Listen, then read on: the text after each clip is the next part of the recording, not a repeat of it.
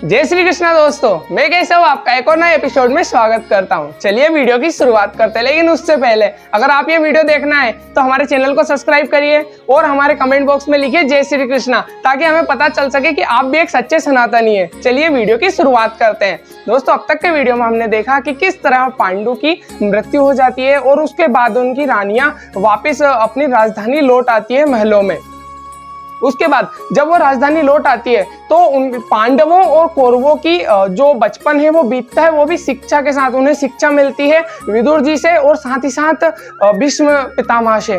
उन्हें शिक्षा मिलती है युद्ध कला में, राजनीति में निपुणता से। और सबसे बड़ी बात जो थी पांडवों में कि युधिष्ठिर जो विदुर जी से और भीष्म जी से राजनीति सीख रहे थे, वो धर्म कैसे निभाना है, कर्तव्य कैसे निभाना है। कौरवों और पांडवों में जितने भी पुत्र थे जो बचपन में शिक्षा ग्रहण कर रहे थे, उनमें सबसे निपुण जो थे वो युधिष्ठिर थे। वो अपना कर्तव्य पालन और अपनी राजनीति में निपुण होते जा रहे थे। और इसका भय धृतराष्ट्र को पहले से था कि उसे एक द्वेष था कि मेरा पुत्र ही राजा बने, क्योंकि बड़ा होने के बावजूद भी धृतराष्ट्र को राजा नहीं बनाया गया था। ना बल्कि इसलिए कि वो अंधा था, लेकिन साथ ही साथ उनमें जो राजनीति करने की क्षमता थी वह पांडु से कम थी। इसलिए भी पांडु को राजा बनाया गया था, जो कि उनसे छोटे थे।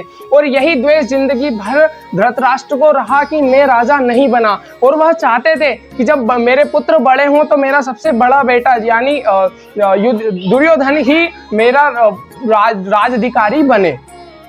और दोस्तों, उसके बाद जब उनका बचपन बीतता है, उन कौरवों के लिए सबसे बड़ी परेशानी थी भीम यानी जो कौरवों में जितने भी बच्चे थे वह सभी जब एक साथ बैठे हुए थे, सहपाठी की तरह बैठे रहते थे, तो भीम उन्हें बहुत परेशान करते थे। अब आप सोच रहे होंगे क्यों परेशान करते थे। भीम क्या करते थे कि वो जहाँ भी बैठे होते थे उन्हें अपने बल के कारण, वो बहुत बलशाली थे, तो अपने बल के कारण उनसे बहुत सारी छेड़खानियाँ किया करते थे।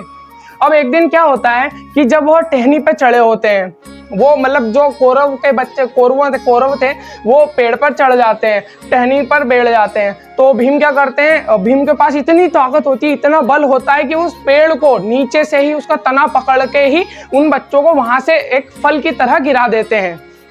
दोस्तों, यह सब देखकर जब दूसरे भाई भी दुर्योधन के पास जाते हैं, क्योंकि दुर्योधन उनमें सबसे बड़ा था, तो वह उनके पास अपना दुख लेके जाते हैं कि भाई भाई भाई मेरे साथ ये हो रहा है, भीम हमारे साथ ये कर रहा है। तो दुर्योधन उनसे कहता है, मेरे भाई चिंता ना करें, मैं जरूर इसका कुछ ना कुछ करता हूँ। और कुछ दिनों बाद ही दुर्योधन एक अवगी मतलब ऐसे कहता है, एक प्रस्ताव लेके जाता है कुंती माँ के पास। कहता है, माते मैं चाहता हूँ कि हम सभी भाई पांडव और कौरव हम सभी जाएं और एक नदी के किनारे एक पिकनिक जिसे बोलते हैं वहां पे करें। वो जाते हैं नदी के किनारे, सभी वो राज के पकवान बनाए जाते हैं, एक राजकीय भोग बनाया जाता है, सभी वहां खा रहे होते हैं। और दुर्योधन वहीं कहता है, भीम भी वहां नदी के किनारे होते हैं। तो भीम वहां पे जब नदी के किनारे थे तो भीम वहां पे जो नदी थी उसमें किनारे से ज्यादा दूर थे।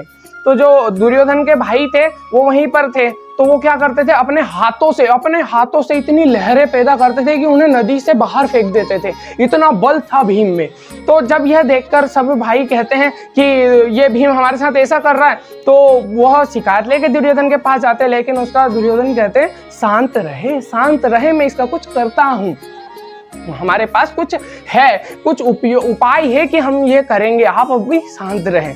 उसके बाद दुर्योधन भीम से कहता है कि भीम, आपके लिए भाई हमने आपके लिए पकवान बनाए, हमने आपके लिए कुछ स्पेशल डिशेस रखी है। वो वहां पे जाते हैं तो वो उन्हें लगता है, भीम पहले आश्चर्यचकित रहते हैं कि क्या सच में ये जो हमसे रोज लड़ रहा है, ये क्या सच में वहां जाएगा।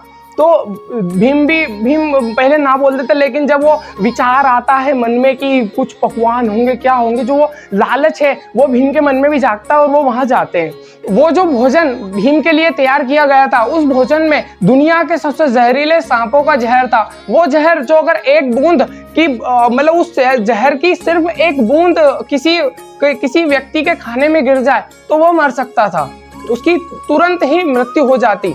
परंतु जब भीम ने वह खाना खाया तो उन्हें उसका कोई असर नहीं दिखा, क्योंकि भीम का शरीर इतना जटिल था कि उस खाने को पचाने के लिए भी उन्हें कुछ समय लगा। और इस अंतराल में भीम ने जैसे खाना खाया और उन्हें नींद आने लगी, तो जो भीम ने बोला अभी मैंने बहुत सारा खाना खा लिया है, अब मैं सोने जा रहा हूँ। तो वो जैसे ही ये कहते हैं वो जैसे ही सोने जाते हैं। अब सबको मतलब ऐसा लगता है कि इन पर जहर का असर हो चुका है, तो वो जब निद्रा में थे तभी उन्हें पेड़ से बांध दिया जाता है, पेड़ की टहनी से बांध दिया जाता है। वो सबसे ऊंचे जो नदी के किनारे पेड़ था उसी से उनको बांध दिया जाता है।